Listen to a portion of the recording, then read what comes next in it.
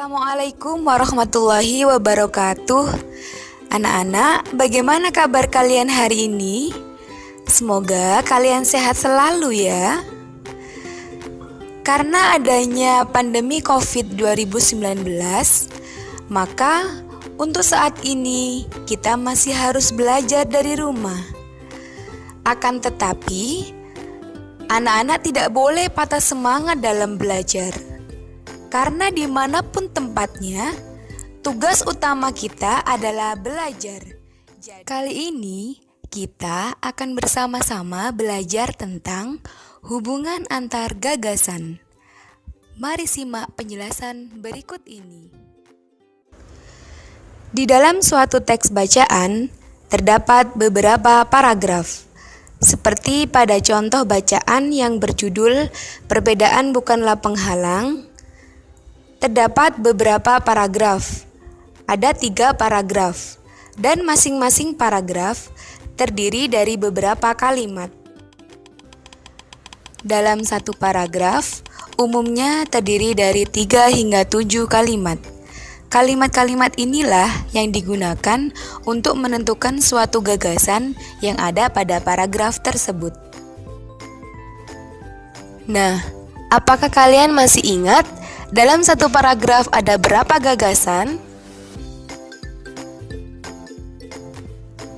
Ya, dalam satu paragraf terdapat gagasan pokok dan gagasan pendukung. Gagasan pokok merupakan ide penting suatu bacaan. Gagasan pokok dalam satu paragraf hanya ada satu gagasan atau satu kalimat. Sedangkan untuk gagasan pendukung merupakan gagasan atau ide yang menjelaskan gagasan pokok. Gagasan pendukung dalam suatu paragraf dapat berjumlah lebih dari satu gagasan atau satu kalimat.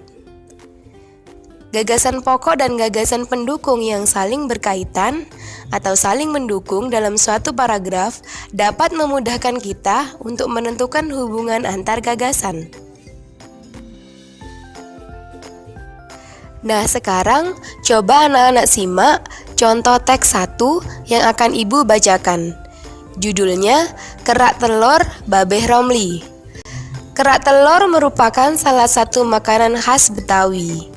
Saat ini kerak telur sudah jarang ditemui. Biasanya makanan tradisional ini hanya dijumpai saat acara-acara tertentu, seperti Pekan Raya Jakarta, bazar kuliner gelar seni budaya, atau acara lainnya.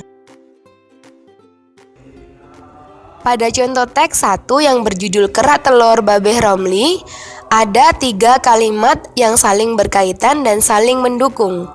Kalimat nomor 1 merupakan gagasan pokok, sedangkan kalimat nomor 2 dan kalimat nomor 3 merupakan gagasan pendukung sebagai penjelas kalimat nomor 1.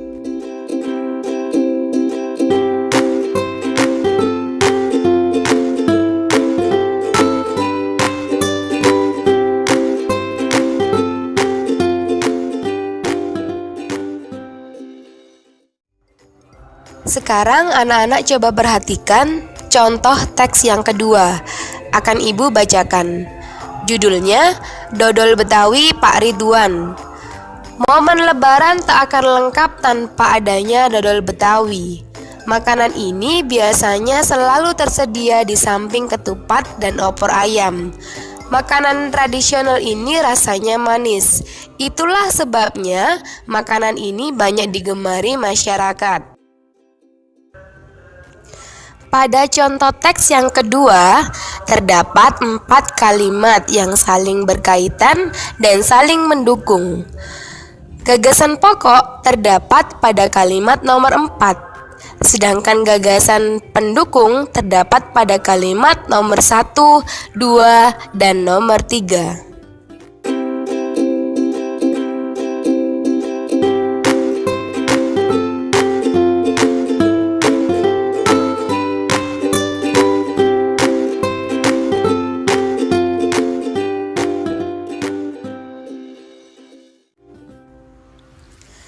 Dari penjelasan yang sudah Ibu sampaikan, dapat kita tarik kesimpulan bahwa letak gagasan pokok dan gagasan pendukung dalam suatu paragraf tidak mempengaruhi hubungan antar gagasan.